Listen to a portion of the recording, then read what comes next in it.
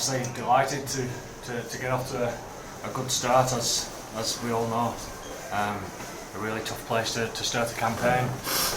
But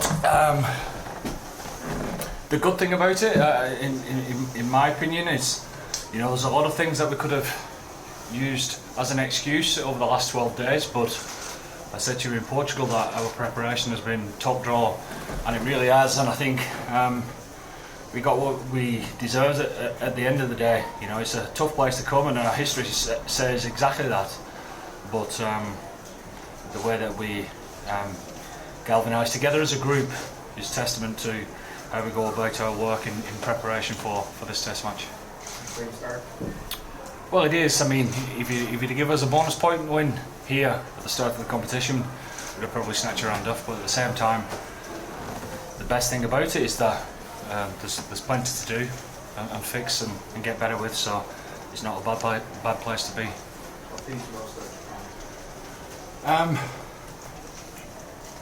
I thought our composure in the first half was great. I thought we was pretty clinical as far as taking our chances. Our defence at times was going after them, but was letting them play the game that they want to play, and they played pretty expansive to be fair to them, offloading the ball, and they looked dynamic and strong. But our scramble defence was outstanding, especially in the first half on our own line, etc. But funnily enough, the first 20 minutes of the second half wasn't great, and a lot of it was our own downfall regarding how we played, our discipline, etc. But how we came out of that showed some good resilience and kept playing right to the end, and should have had one or two more, or could have had one or two more, was pretty pleasing. What were you doing in that kind of third quarter of the game where you did find yourself on the back foot a lot? Well, we kept giving them access. It's as simple as that, through our own fault, and it's something that we've constantly tried to get better at, and I thought in the first half it was excellent actually. In fact, towards the last 10 minutes of the first half, there was one or two bits where we allowed them to get out of trouble a little bit, but we always know that international rugby, especially with a side like Wales, and they're a good side. I thought they were good today. I thought they were strong, I thought they were aggressive, they punched hard and offered some threats. They're always going to have a purple patch. Purple patch for 20 minutes is something that we need to nip in the bud a little bit quicker, but rolling with that was impressive. The two injuries you had before the game, Keane and Jameson, how are they? Do you know the extent of them yet? We'll find out tomorrow, so we'll see. But again, I think it's the strength of the group, coming through that, and guys like Johnny, there's 3 or 4 of them that's not played any rugby for a long time. 2 or 3 injuries during the week as well, and what happened this morning could have unsettled any side, but there's no excuses for us. We prepare as a group, we prepare as a squad of 37, 38, and we expect ourselves to perform, and that's what we did. Johnny, considering those disruptions, how proud are you as captain of the way you started the game, particularly in the first 20 minutes? Yeah, really happy with how we started. It was everything we'd spoke about during the week in terms of our accuracy, and I thought our discipline, when they had the ball we were really good, and then let that slide in the third quarter.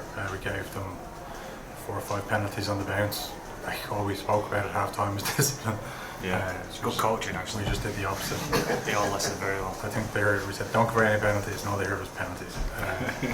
So we gave away some silly penalties, but I thought the ref did really well, because that's what you want. You want the ref to be strict. I mean, we had the ball at the start, he was reffing the team without it. When they had the ball, he was reffing us, and we were doing some silly things at the start of the second half. So fair play to him. It's tough to come here and ref, in that crowd, and give the right decisions like he was doing, and so fair play to him. Johnny, how did you find it out there, obviously considering you haven't had a lot of game time?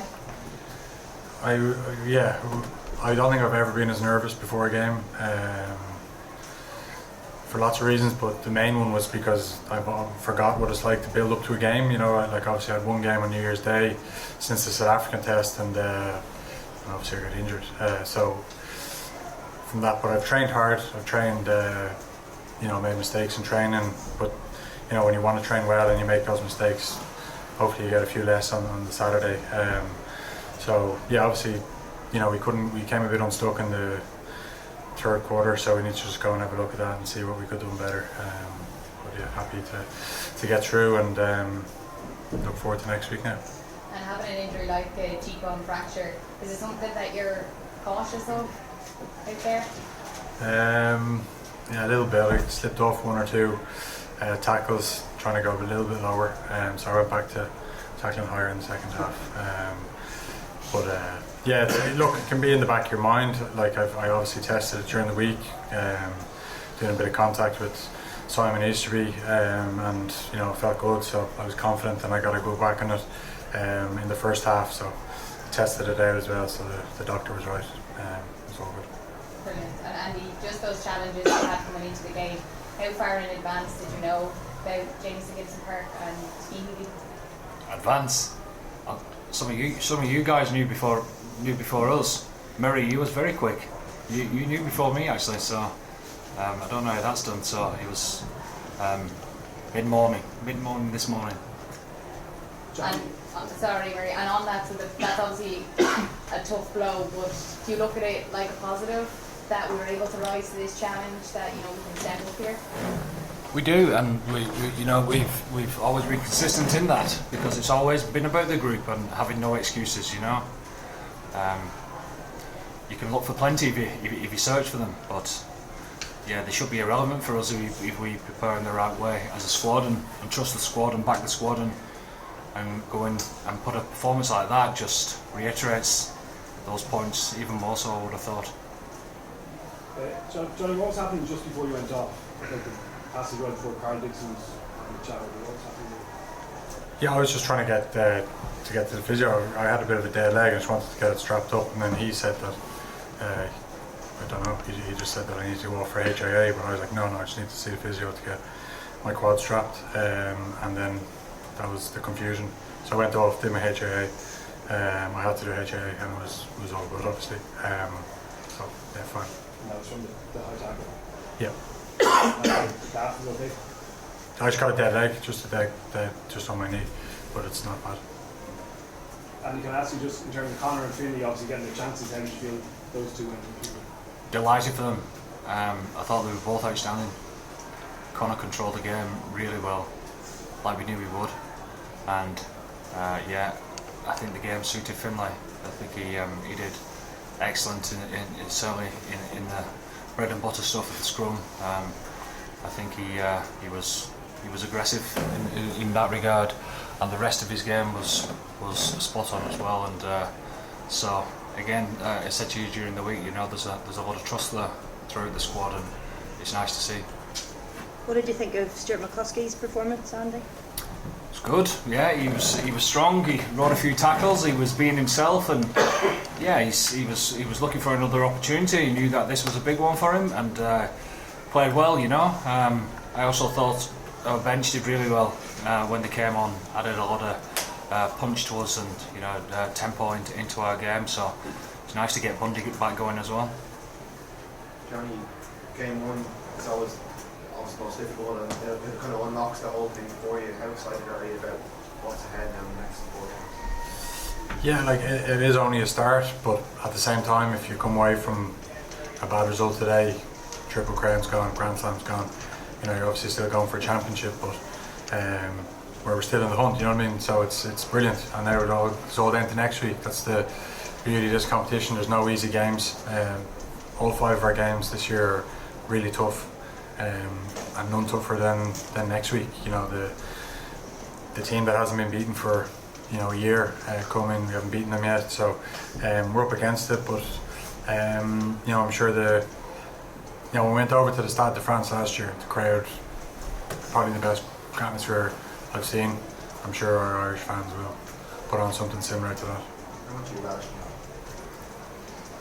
now? Well, you relish every game you play for Ireland, don't you? It's even if we lost today, you'd be relishing it because it's another test match for Ireland. So it's we need to start at 0 again, and we prepared unbelievably well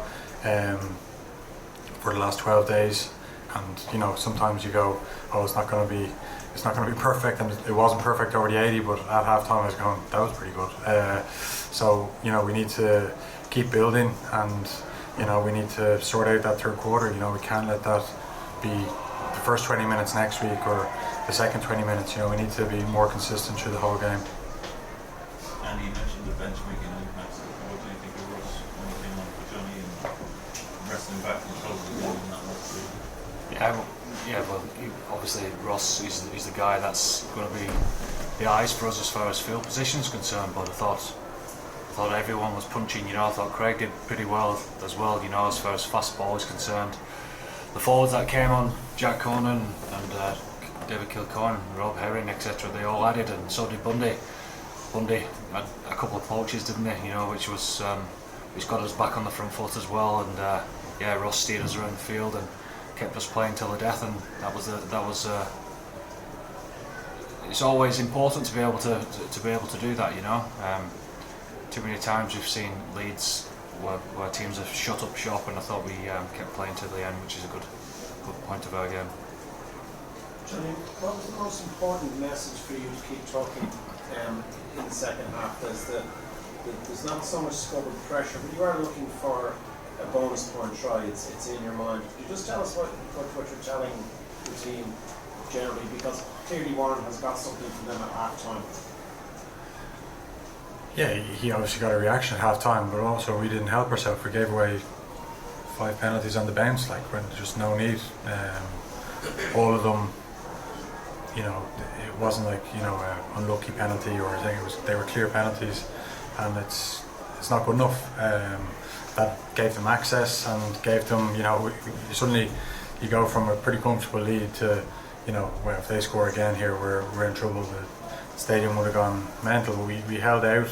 We made a few errors then when we were trying to get out of our half. But all the messages were we need to just win the next moment, and that's where we've come a long way in the last 3 years, is sort of not getting, you know, test match rugby is difficult. It's going to be, team's going to have a purple patch, and it's just how you react to it and how you get over it, and the lads did really well to bounce back and get that all important fourth try. Can I ask you, on a scale of 1 to 10, we know about angry Johnny and calm Johnny and middle Johnny, was there a point where you felt where you need to be a little bit cracked the whip at any point? No, I don't think so. I think, like I said, it was pretty easy fix-ups. You know, it was stop giving away stupid penalties and do your job. And when we did that, we looked good again. There's a couple of calls that, again, when we got back into their half, we messed up a couple of plays in the backs where we have to have a look at that and make sure that we don't let it happen again. So important that you learn lessons in victory as well as defeat. So that's a 5, Derek. 5. We'll take the last couple. Level. Oh yeah. Medium. Andy, you've spoken quite a lot over the last few months about how much you like embrace the adversity and you want a bit of disruption to see how your players react. But when you do lose 2 players in the morning of a game, are you wondering what sort of look you've brought on yourself? No, because we've got full faith in. I mean, you know, when you've got Connor to step in, you've got Craig. You know, there's a tough decision in the first place whether Craig's playing or not. You know, so we're in pretty good shape. And when Keane comes off and David Kilcoyne's been training like he has, you know, we're in pretty good shape. And not just that, we've got good guys that are backing up with those guys as well. So it's great. The coach was going a little bit slow to the game. I thought this is going to be great if we're 15 minutes late. That will really test us, but we got there about 3 minutes late, so it weren't too bad in the end.